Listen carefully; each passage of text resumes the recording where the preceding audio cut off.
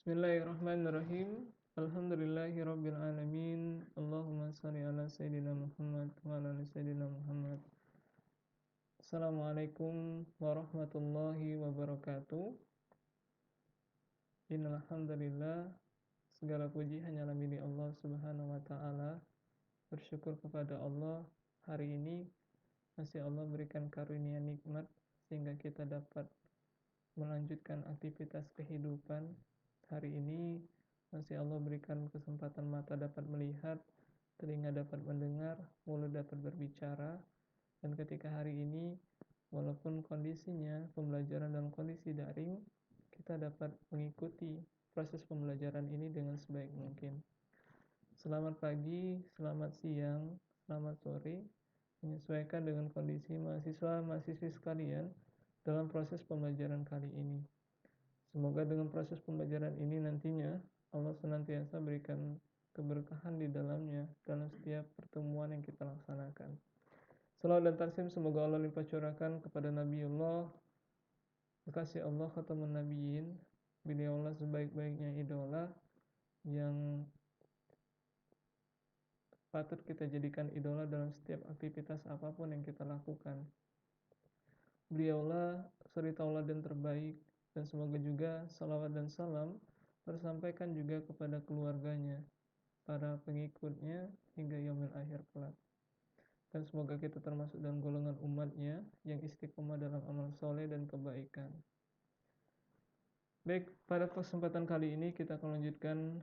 Silakan nantinya presensi terlebih dahulu kepada mahasiswa sekalian di e-learning, dan silakan kalian pelajari materi yang telah Bapak bagikan secara file PPT untuk disesuaikan dengan kebutuhan proses pembelajaran.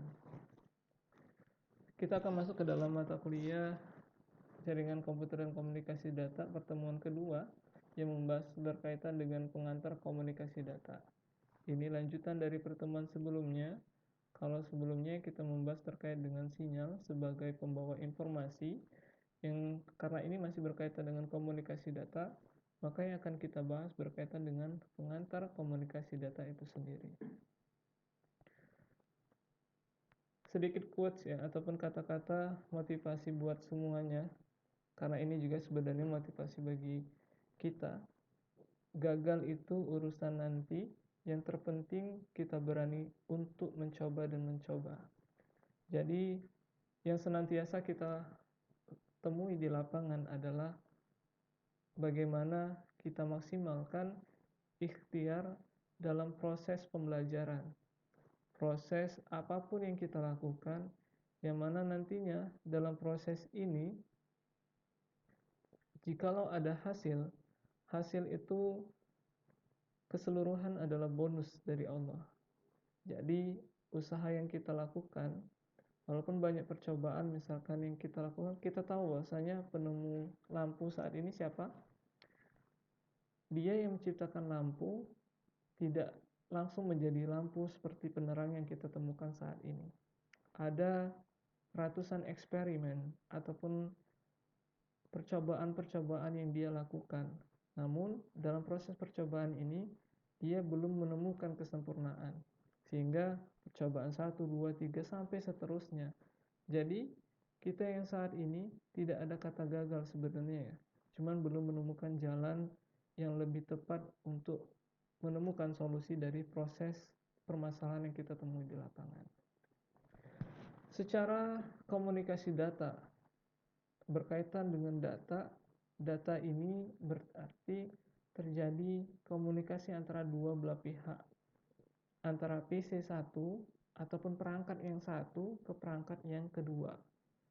Ketika mau berkomunikasi di antara dua perangkat ini, anggaplah itu PC ataupun biasa laptop ataupun sebuah smartphone, pertama harus ada namanya source. Kedua, ada transmitter. Kemudian yang ketiga, penghubungnya, ada transmission system. Kemudian baru masuk ke destination system, ada receiver, mereka yang menerima, ya, perantara untuk menerima. Dan terakhir adalah destination atau tujuannya. Jadi kita analogikan dengan sampel telepon ya. Kalau dulu entah kiranya mahasiswa dan mahasiswi sekalian, apakah sudah pernah menemukan telepon umum yang ada mungkin di tiang-tiang di tiap lorong ataupun gang biasanya, ataupun wartel istilahnya. Ini dianalogikan dengan yang pertama adalah ada workstation di sini. Ya. Ini ada workstation. Sumber pertama biasanya kita gunakan untuk memasukkan koin ya.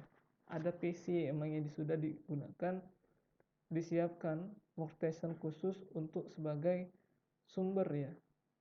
Walaupun nantinya ada modem sebagai media perantara transmitter, ada tiang-tiang telepon yang menghubungkan dengan perantara tujuan, yang nantinya kemudian ada modem ataupun receiver juga sebagai perantara, dan terakhir baru dia masuk ke server.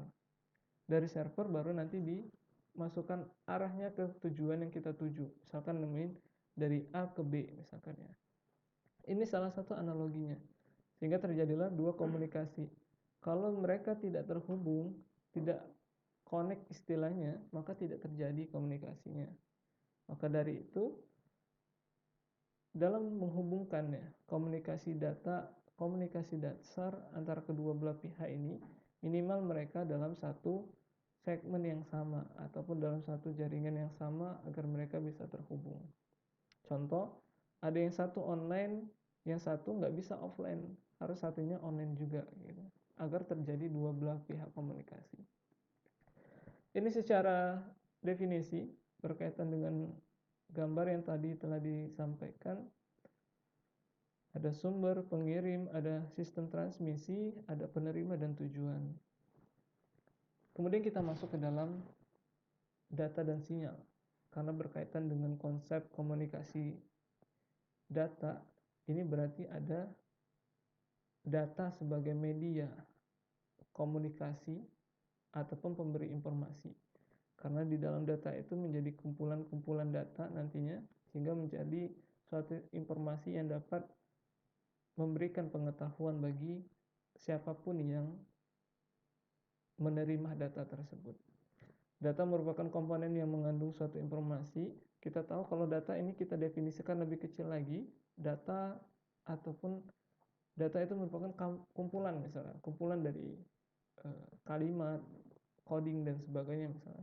Kalau kita definisikan lebih rinci lagi, coding itu kumpulan dari banyak kode, dan data itu kalau misalkan ada kalimat, kalimat itu merupakan kumpulan dari banyak gabungan antara alfabet misalkan, kemudian ada angka, huruf dan angka dan sebagainya. Ini kemungkinan menjadi sistem informasi yang bisa dikembangkan. Tentunya mahasiswa sekalian, kalau misalkan kita sudah belajar membuat website yang menjadi suatu informasi, ada istilah juga tuh biasanya, karena ini di dalam website itu kumpulan banyak data, kemudian data itu menjadi suatu informasi, dan informasi ini menjadi pengetahuan. Dalam website itu dikenal dengan nama istilahnya itu what you see is what you get ya. Apa yang kamu lihat itulah apa yang kamu dapatkan ya. Kemudian yang ketiga, ada sinyal tampilan data dalam bentuk elektrik ya, ataupun elektromagnetik, walaupun tidak bisa kita lihat dengan secara kasat mata. Kemudian berdasarkan karakteristiknya, data dapat dikelompokkan menjadi dua. Yang pertama adalah data analog, dan yang kedua adalah data digital. Ini sedikit perbedaan. Kalau misalkan mahasiswa lihat nih, dari gambaran ini, kiranya apa yang bisa dipahami dari dua grafik yang ada ini? Yang gambar A itu gambar analog, dan gambar B adalah gambar digital. Apa yang bisa kira-kira dipahami? Kita coba ambil kesimpulan. Data analog, ini datanya kondisinya tidak beraturan. Kadang naik, turun, kemudian naik lagi, itu pun naiknya tidak beraturan, dan turunnya juga tidak beraturan. Ataupun istilahnya itu datanya tidak terlalu stabil. Itulah kenapa ketika kita menemukan TV parabola misalkan ya, kadang masih ada tuh garis-garis di TV-nya ya. Kemudian ada juga kita temukan gambar semut-semut ya, karena kualitas gambarnya itu tidak terlalu soft, lembut seperti data digital.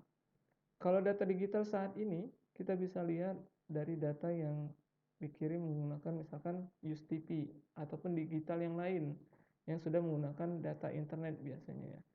Ini datanya itu lebih ke data yang lebih stabil, walaupun nanti disesuaikan juga dengan resolusi masing-masing. Ada 240, 360, 720 misalkan ya, atau 1080 dan 4K ataupun misalnya. Walaupun ini disesuaikan dengan kondisi sinyal juga nantinya. Data analog ini berupa data suara, bisa juga audio ataupun video. Kemudian ini bisa dianalogikan seperti gambar ini. Data analog, kemudian ada suara, ada telepon, ada sinyal analog seperti ini frekuensinya, dan data digital. Nah, kalau di dalam data digital ini kita ketahui bahwasanya kalau dalam data mesin, data diskrit itu nilainya 0 dan 1, direpresentasikan dalam bentuk tegangan dan gelombang. Jadi kalau misalkan emang ada berupa data, ya poinnya 1 ya. Kalau dia kembali ke netral lagi 0. Kemudian muncullah terakhir adalah sinyal digital. Bentuk data sinyal ini ya biasanya bilangan biner yang dipilih untuk penyimpanan data maupun untuk pemrosesan suatu operasi nantinya. Kemudian ada juga manusia menggunakan bahasa gambar, suara dalam komunikasi dan menggunakan alfanumerik dan simbol yang memiliki bahasa, mewakili bahasa ya. Jadi karena itu ini kombinasi-kombinasi dari alfanumerik, simbol sehingga menjadi suatu data. Kemudian komunikasi yang dikenal manusia, ada yang pertama adalah foto, kedua tabel, ketiga adalah diagram. Tentunya kalau misalkan ada banyak ribuan data sheet ya, ada 1000 data di Excel. Kalau kita baca data 1000 data Excel itu, kemudian kita scroll dari atas sampai dengan ke 1000, tentunya komunikasi yang dikenal ini agak lebih sulit kita pahami ya.